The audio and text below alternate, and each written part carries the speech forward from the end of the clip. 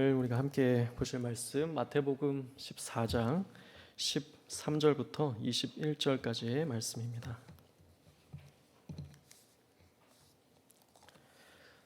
마태복음 14장 13절에서 21절까지의 말씀입니다.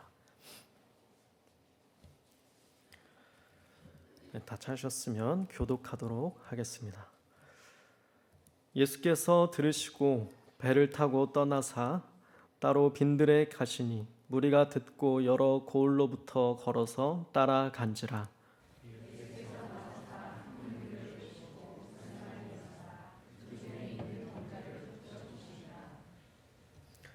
저녁이 되매 제자들이 나와 이르되 이곳은 빈들이요 때도 이미 저물었으니 무리를 보내어 마을에 들어가 먹을 것을 사 먹게 하소서.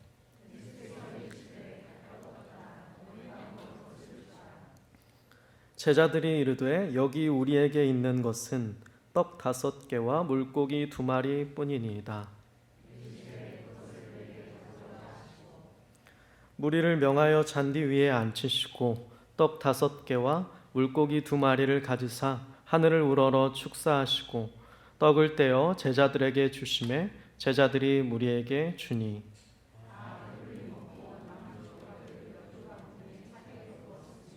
함께 읽겠습니다. 먹은 사람은 여자와 어린이 외에 5,000명이나 되었더라. 아멘. 네, 오늘 여기 우리에게 있는 것이라는 제목으로 함께 하나님의 말씀 살펴보도록 하겠습니다. 오늘 이제 마태복음의 말씀을 저희가 계속해서 날마다 솟는 샘물 큐티 진도를 따라서 제가 함께 계속 살펴보고 있는 중에 있습니다. 마태복음은 유대인들에게 예수가 하나님께서 보내신 구원자 메시아 그리스도이심을 증거하기 위해서 쓰였다는 사실을 저희가 익히 이제 아마 아시고 계실 겁니다. 그래서 이제 마태복음 1장에서는 예수님의 오심을 기록을 하고 있었는데 족보에 이어서 그때 이제 예수님의 이름에 대한 의미를 해설하면서 마태는 그 이름을 예수라 하는데 예수는 그가 자기 백성을 그들의 죄에서 구원할 자이심이라는 뜻이라고 해설했었습니다. 그 이름 그대로 하나님께서 보내신 구원자 메시아이신 그리스도 예수께서 과연 구약 성경의 증거를 따라서 이 땅에 오셔서 어떠한 일을 행하셨는지 그 행적에 대한 내용들이 지금까지 쭉 많이 나타났다고 제가 할 수가 있을 것입니다. 오늘 본문은 이제 사실 저희가 익히 아는 오병이어의 기적을 기록을 하고 있습니다. 오늘 본문에 저희가 말씀을 묵상해 볼 때 사실은 그 본문 가운데서 그 기적이 일어나게 되는 배경에 대한 질문을 저희가 좀 해보지 않을 수가 없는데요.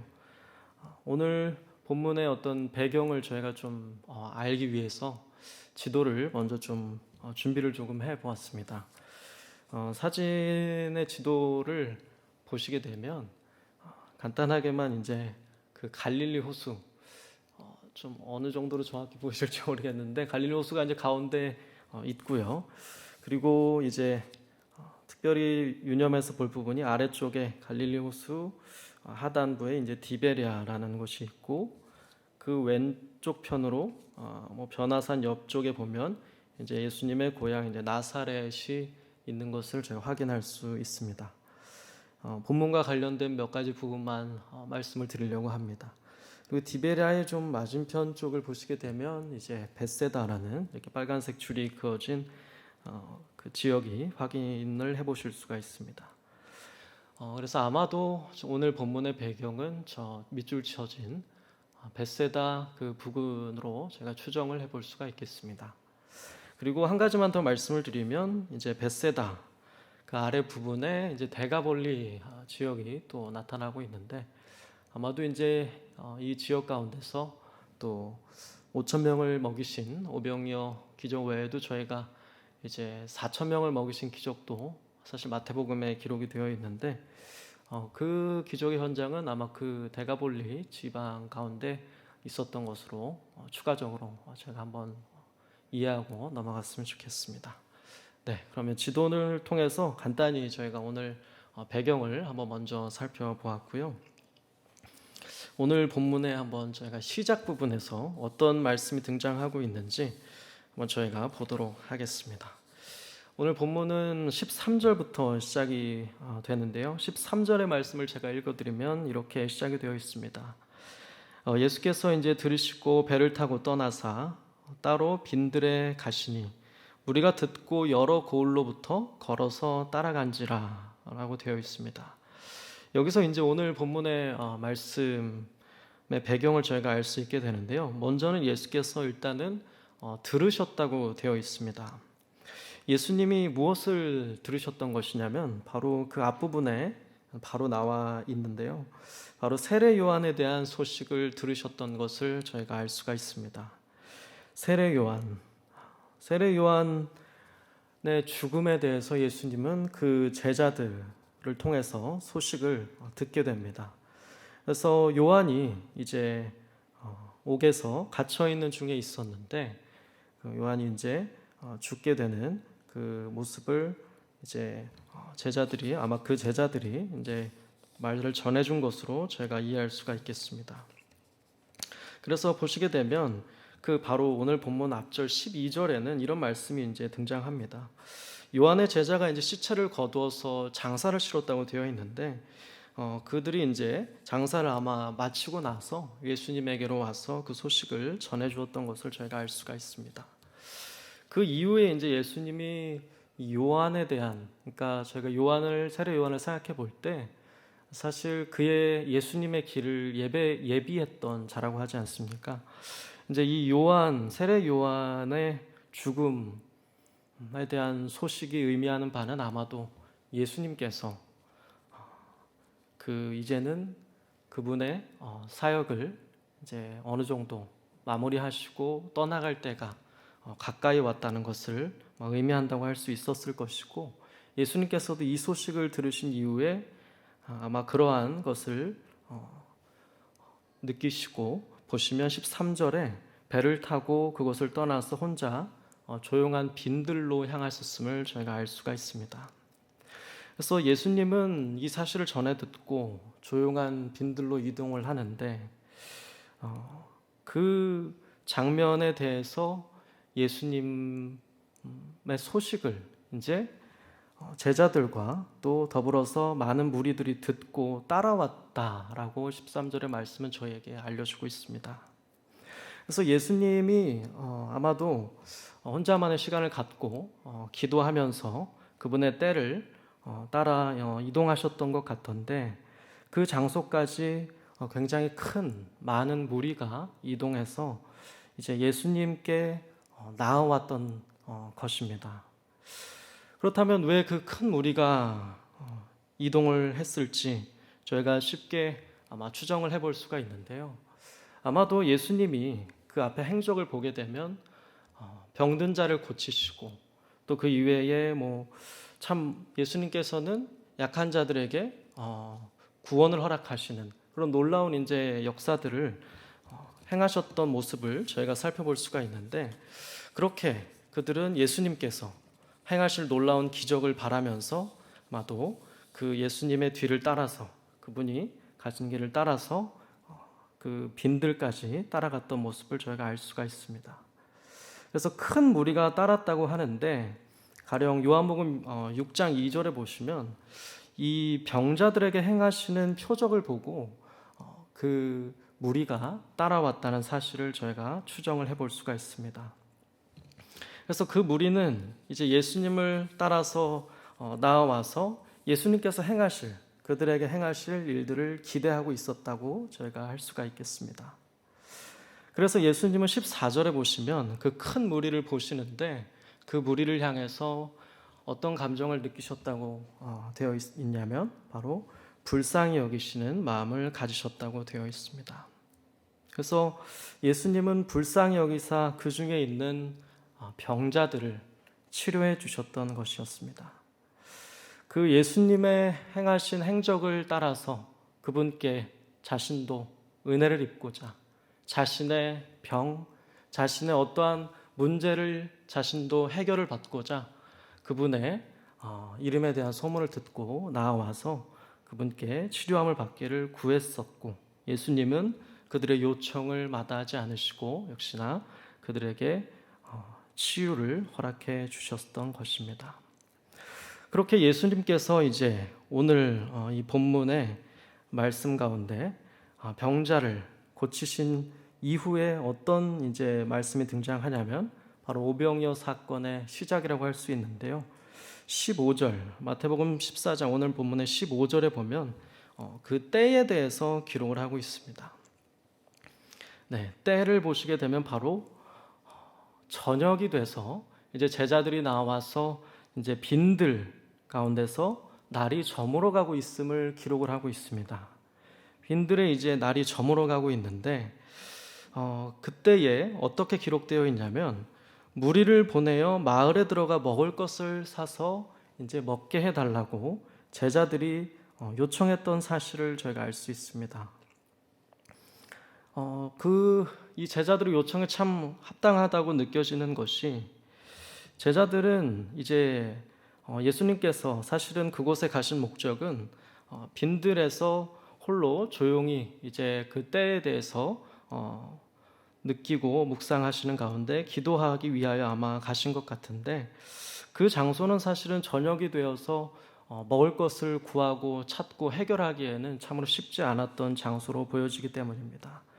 그래서 제자들은 그것을 걱정해서 무리를 보내어서 이제는 그들이 왔던 마을로 돌아가게 해서 먹을 것을 좀 이제 사서 먹게 하여 주십시오라고 했던 것입니다. 하지만 이제 예수님은 그 요청이 합당한 것이었음에도 뭐라고 이야기를 하시냐면 16절에 보시면 갈 것이 없다. 예수님은 이렇게 얘기하십니다. 딱 두 마디 하신 것 같은데 갈 것이 없다가 첫 번째 말씀이었고, 두 번째 말씀은 무엇이었냐면 너희가 먹을 것을 주어라 라고 말씀하고 계십니다. 사실 이 물음에 제자들이 아마 고개를 많이 갸우뚱했을 것 같습니다. 제자들은 합당한 요청이라고 예수님께 드렸는데 예수님은 조금은 단호하게 이해할 수 없는 이야기를 하셨던 것입니다. 가지 않아도 된다. 너희가 먹을 것을 주면 된다. 라는 이야기를 하셨던 것입니다. 이에 대한 자세한 내용이 사실은 요한복음 6장 5절부터 9절에 좀 나타나 있는데요. 한번 저희가 그 말씀도 한번 제가 찾아서 좀 읽어드리도록 하겠습니다. 요한복음 6장의 5절부터 9절까지의 말씀을 제가 준비해 봤는데요. 여기 보시면 두 인물이 등장을 하는데 5절에는 이제 먼저 빌립이 등장을 하고, 그리고 또 나아가서는 이제 안드레가 등장을 하는데, 빌립에게는 예수님께서 이제 이런 말씀을 하셨습니다. 5절에 보시면 예수께서 눈을 들어 큰 무리가 자기에게로 오는 것을 보시고 빌립에게 이르시되 우리가 어디서 떡을 사서 이 사람들을 먹이겠느냐라고 물으셨는데 6절에 그 말씀의 의미를 해설해 주고 있습니다. 이렇게 말씀하시면 친히 어떻게 하실지를 아시고 빌립을 시험하고자 함이었다라고 합니다. 그러면 이제 두 번째 인물을 먼저 한번 보겠습니다. 또 두 번째 인물은 이제 안드레, 시몬 베드로의 형제 안드레라는 인물이 8절에 등장을 하는데요. 그 안드레는 9절에서 이렇게 예수님께 말합니다. 안드레가 한 말을 제가 9절의 말씀을 읽어드리면 여기 한 아이가 있어 보리떡 5개와 물고기 2마리를 가지고 있나이다 라고 하는 오늘 본문이 알려주는 정보를 제시해 주는데, 그 다음에 이렇게 이야기합니다. 안드레도 그러나 그것이 이 많은 사람에게 얼마나 되겠습니까? 라고 이야기를 합니다. 그래서 오늘 본문은 단순하게 제자들의 요청이 있었던 것으로 저희가 알 수가 있는데, 요한복음의 추가적인 이렇게 평행 본문을 비교해서 살펴볼 때 그들 가운데 있었던 여러 가지 몇 가지 이야기들을 추가적으로 저희가 알 수가 있게 되는 것입니다. 제자들은 그들이 있었던 아마 벳세다 부근의 지역으로 추정이 되는 조용한 빈들에서 때가 저물어 가자 합당히 예수님께 요청을 했었는데, 예수님은 그들의 어떤 믿음을 시험코자 하셨던 것인지 바로 빌립에게는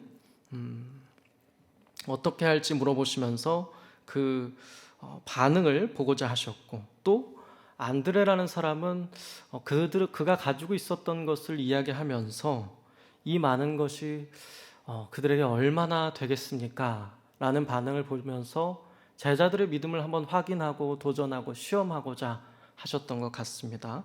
그래서 이들의 말을 듣자 예수님은 여전히 이렇게 이야기하시는데요. 보시면 갈 것 없다 너희가 먹을 것을 주라 하신 이후에 이렇게 18절에 이야기를 하셨습니다. 18절에는 단순하게 물고기 2마리 그리고 떡 5개를 이렇게 이야기합니다. 그것을 내게로 가져오라 라고 이야기하고 있습니다. 그것을 내게 가져오라 라고 이야기합니다. 그런데 여기에서 저는 17절의 표현에 한번 주목해 보지 않을 수 없었는데요. 사실 이제 17절의 표현에 제자들이 이렇게 이야기를 했었습니다. 바로 오늘 본문의 제목이 여기 17절의 말씀으로 제가 그 일부분을 잡아본 것이었는데, 보시면 제자들이 이렇게 먼저 이야기를 했습니다. 여기서는 여기 우리에게 있는 것은 떡 5개와 물고기 2마리 뿐입니다. 이렇게 이제 이야기한 것으로 소개가 되는데, 바로 이 말씀을 토대로 저희가 생각해 볼 수 있는 것은 제자들, 그러니까 아까 소개한 빌립 같은 경우도 그렇고 안드레 같은 경우도 그렇습니다. 빌립은 철저하게 그 가지고 있는 것들을 계산하면서 얼마나 많은 돈이 필요한지 그 인원들을 모두 먹이기 위해서는, 그래서 계산을 했다라고 되어 있었고, 안드레는 불신을 품으면서 과연 이것이 얼마나 되겠냐라고 했었는데, 바로 그들의 모습을 여기서는 함축적으로 요약적으로 보여주고 있는 것 같습니다. 우리에게 있는 것은 떡 5개와 물고기 2마리 뿐입니다 라고 했던 것인데, 바로 이들에게 그러면 있는 것이 과연 떡 5개와 물고기 2마리 뿐이었을까 라는 질문을 저희가 던져보지 않을 수 없습니다.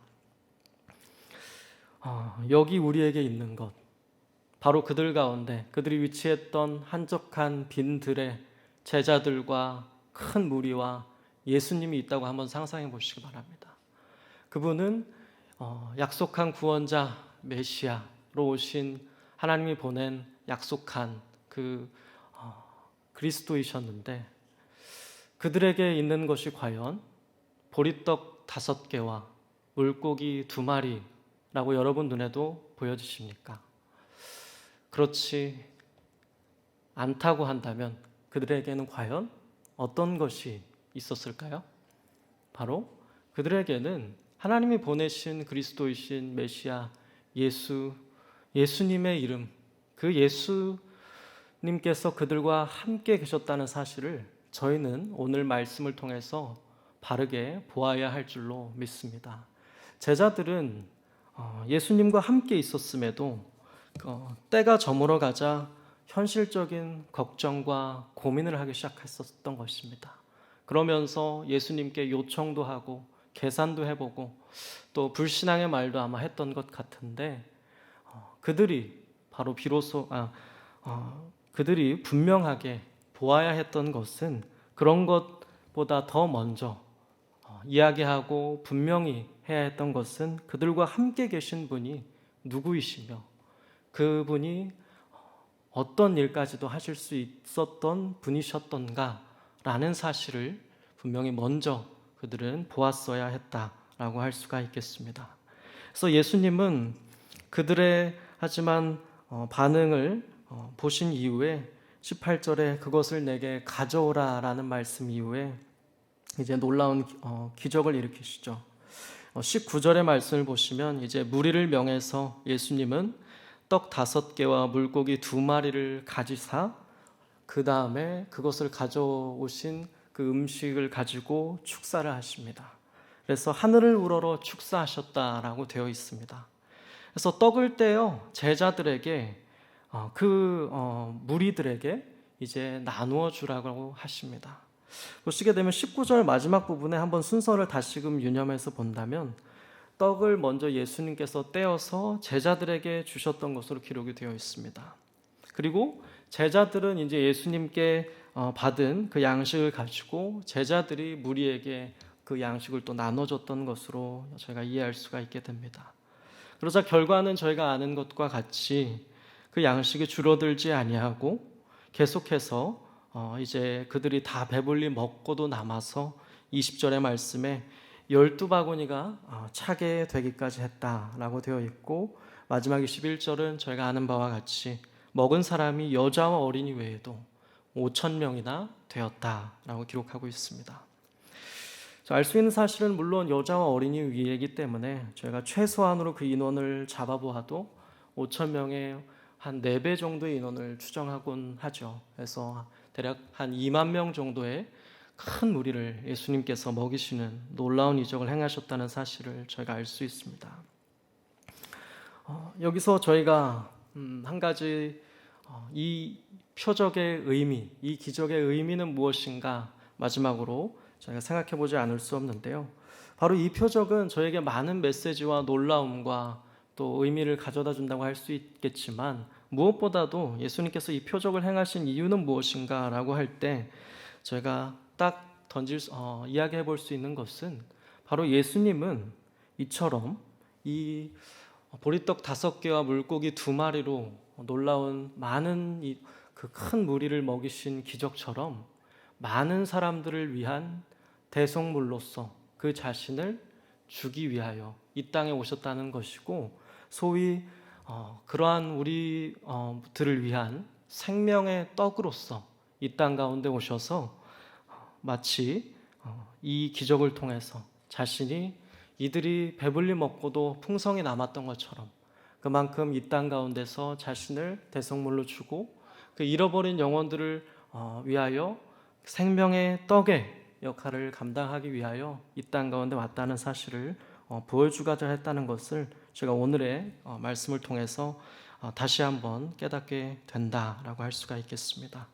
그래서 많은 사람들은 여기서 어떻게 이 이적을 또 표현하기도 하냐면, 이후에 예수님께서 십자가를 지고 이제 가시기 이전에 행하셨던, 그러니까 정확히는 아마 마태복음 이제 26장에 그 말씀들이 나와 있는데요.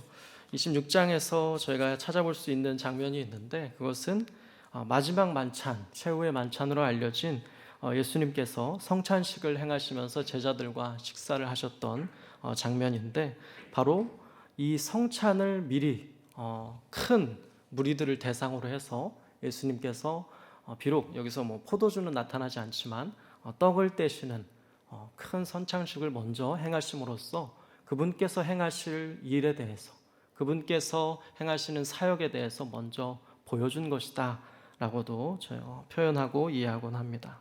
보시면 제가 마태복음 26장에 26절에서 28절까지의 말씀을 한번 읽어드리려고 하는데요. 여기에서는 이제 이렇게 되어 있죠.